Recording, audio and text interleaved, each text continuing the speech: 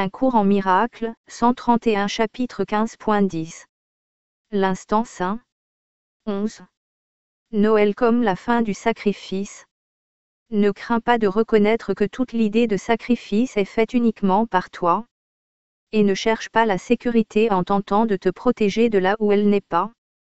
Tes frères et ton père sont devenus très apeurants pour toi.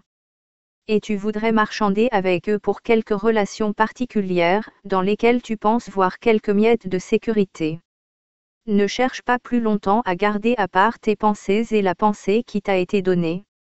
Lorsqu'elles sont mises ensemble et perçues là où elles sont, le choix à faire entre elles n'est rien de plus qu'un doux éveil, aussi simple que d'ouvrir les yeux à la lumière du jour quand tu n'as plus besoin de sommeil.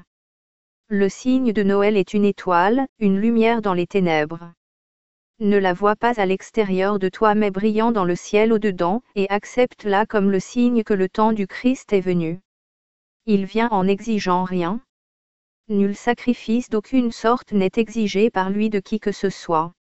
En sa présence toute l'idée de sacrifice perd toute signification.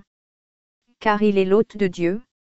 Et tu as seulement besoin de l'inviter, celui qui est déjà là, en reconnaissant que son hôte est un et qu'aucune pensée étrangère à son unité ne peut demeurer là avec lui. Pour l'accueillir, l'amour doit être total, car la présence de la sainteté crée la sainteté qui l'entoure. Nulle peur ne peut toucher l'hôte qui berce Dieu au temps du Christ, car l'hôte est aussi saint que l'innocence parfaite qu'il protège, et dont le pouvoir le protège. En ce Noël, donne au Saint-Esprit tout ce qui te blesse. Laissez-toi être complètement guéri afin que tu puisses te joindre à lui dans la guérison, et célébrons notre délivrance ensemble en délivrant chacun avec nous. Ne laisse rien derrière, car la délivrance est totale, et quand tu l'auras acceptée avec moi, tu la donneras avec moi. Toute douleur, tout sacrifice et toute petitesse disparaîtront dans notre relation, qui est aussi innocente que notre relation avec notre Père, et aussi puissante. La douleur nous sera portée et disparaîtra en notre présence, et sans douleur il ne peut y avoir de sacrifice. Et sans sacrifice il doit y avoir l'amour. Toi qui crois que le sacrifice est amour, tu dois apprendre que le sacrifice est la séparation d'avec l'amour. Car le sacrifice apporte la culpabilité aussi sûrement que l'amour apporte la paix. La culpabilité est la condition du sacrifice, comme la paix est la condition pour prendre conscience de ta relation avec Dieu. Par la culpabilité tu exclus ton père et tes frères de toi-même. Par la paix tu les invites à revenir, te rendant compte qu'ils sont là où ton invitation les enjoint d'être. Ce que tu exclus de toi-même semble apeurant, car tu le revêts de la peur et tu essaies de le chasser, bien qu'il fasse partie de toi. Qui peut percevoir une partie de lui-même comme répugnante et vivre en paix en lui-même?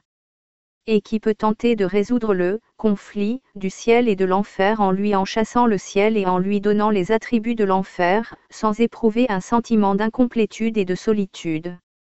Aussi longtemps que tu perçois le corps comme ta réalité, aussi longtemps tu te perçois toi-même comme étant seul et privé de quelque chose. Et aussi longtemps tu te percevras comme une victime du sacrifice, cela justifiant que tu en sacrifies d'autres. Car qui pourrait repousser le ciel et son Créateur sans un sentiment de sacrifice et de perte? Et qui pourrait subir le sacrifice et la perte sans tenter de se rétablir lui-même? Or comment pourrais-tu accomplir cela toi-même, quand la base de tes tentatives est la croyance en la réalité de la privation? La privation engendre l'attaque, étant la croyance que l'attaque est justifiée. Et aussi longtemps que tu voudrais conserver la privation, l'attaque devient le salut et le sacrifice devient l'amour. C'est ainsi que, dans toutes tes quêtes d'amour, tu cherches et trouves le sacrifice. Or tu ne trouves pas l'amour. Il est impossible de nier ce qu'est l'amour et de le reconnaître encore. La signification de l'amour réside dans ce que tu as chassé à l'extérieur de toi, et il n'a pas de signification à part de toi. C'est ce que tu préfères garder qui n'a pas de signification, alors que tout ce que tu voudrais tenir à l'écart contient toute la signification de l'univers, et assure la cohésion de l'univers dans sa signification. Si l'univers n'était pas joint en toi, il serait à part de Dieu, et être sans lui, c'est être sans signification.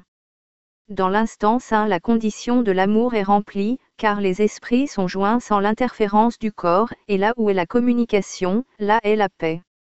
Le prince de la paix est né pour rétablir la condition de l'amour en enseignant que la communication reste ininterrompue même si le corps est détruit, pourvu que tu ne vois pas le corps comme le moyen nécessaire à la communication.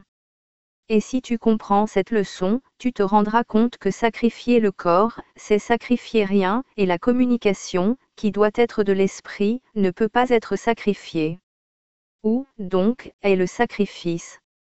La leçon que je suis né pour enseigner, et que je voudrais encore enseigner à tous mes frères, c'est que le sacrifice n'est nulle part et que l'amour est partout.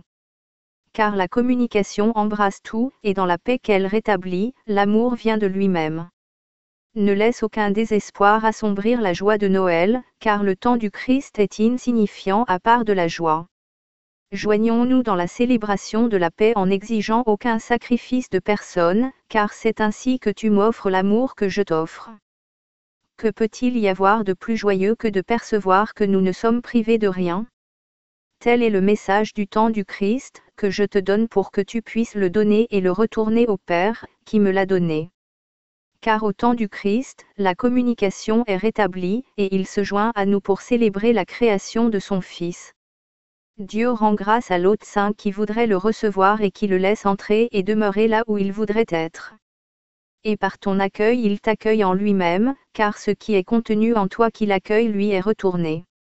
Et nous ne faisons que célébrer son entièreté quand nous l'accueillons en nous-mêmes. Ceux qui reçoivent le Père ne font qu'un avec lui, étant l'hôte de celui qui les a créés. Et quand ils lui permettent d'entrer, le souvenir du Père entre avec lui, et avec lui ils se souviennent de la seule relation qu'il ait jamais elle, et qu'il veuille jamais avoir. Voici le temps où une nouvelle année naîtra bientôt du temps du Christ. J'ai une parfaite confiance en toi pour faire tout ce que tu voudrais accomplir. Rien ne manquera, et tu rendras complet et ne détruiras pas. Dis, donc, à ton frère. Je te donne au Saint-Esprit comme partie de moi-même. Je connais que tu seras délivré, à moins que je ne veuille t'utiliser pour m'emprisonner moi-même. Au nom de ma liberté, je choisis ta délivrance, parce que je reconnais que nous serons délivrés ensemble. Ainsi l'année commencera dans la joie et la liberté. Il y a beaucoup à faire et nous avons été longtemps retardés. Accepte l'instant saint en cette année naissante, et prends ta place, si longtemps laissée non remplie, dans le grand éveil. Rends cette année différente en faisant que tout soit pareil. Et laisse toutes tes relations être rendues saintes pour toi. Telle est notre volonté. Amen.